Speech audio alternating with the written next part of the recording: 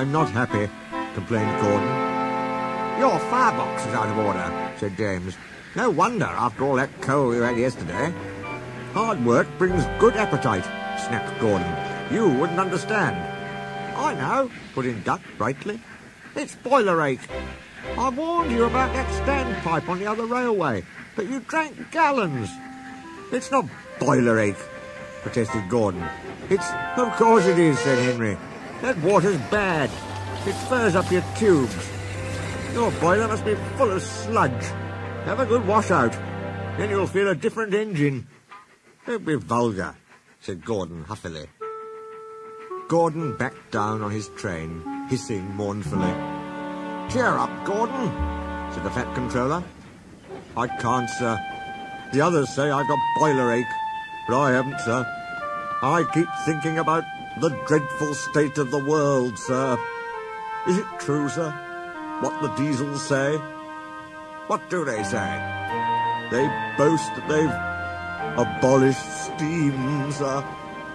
Yes, Gordon, it is true. What, sir?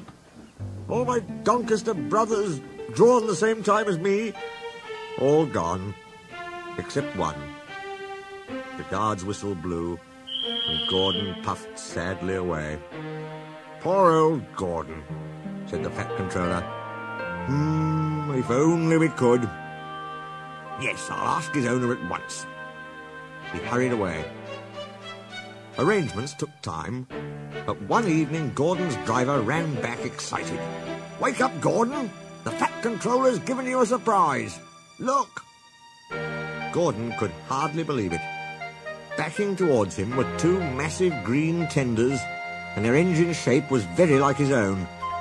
It's Flying Scotsman, he gasped. The Fat Controller's brought him to see me. Oh, thank you, sir. Gordon's toot of joy was drowned by Flying Scotsman's as he drew happily alongside.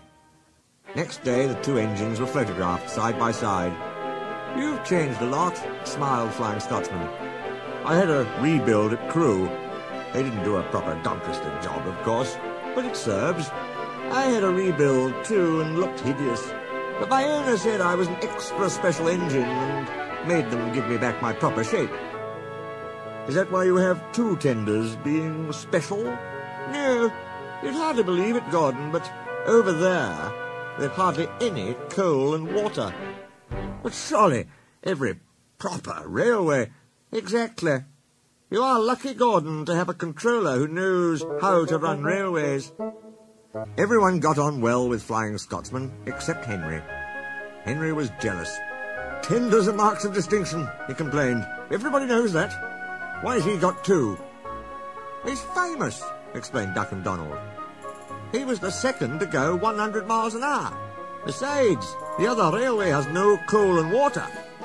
Oh, sniffed Henry. I can't believe that. I never boast, he continued, but I always work hard enough for two. I deserve another tender for that. Duck whispered something to Donald. Henry, asked Duck innocently, would you like my tenders? Yours?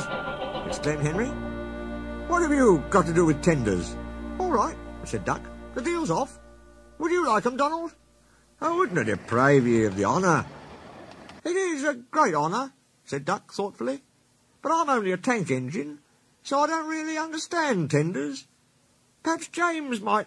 sorry I was rude, said Henry hastily.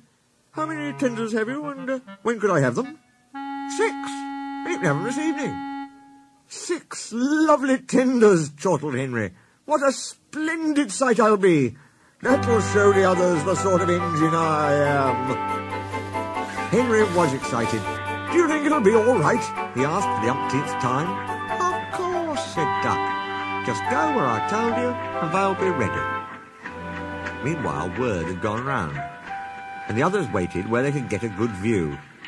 Henry was cheered to the echo when he came, but he wasn't a splendid sight. He had 6 tenders, true, but they were very old and very dirty. All were filled with boiler sludge. Had a good wash out, Henry? Called a voice. That's right. You feel a different engine now. Henry wasn't sure, but he thought the voice was Gordon's.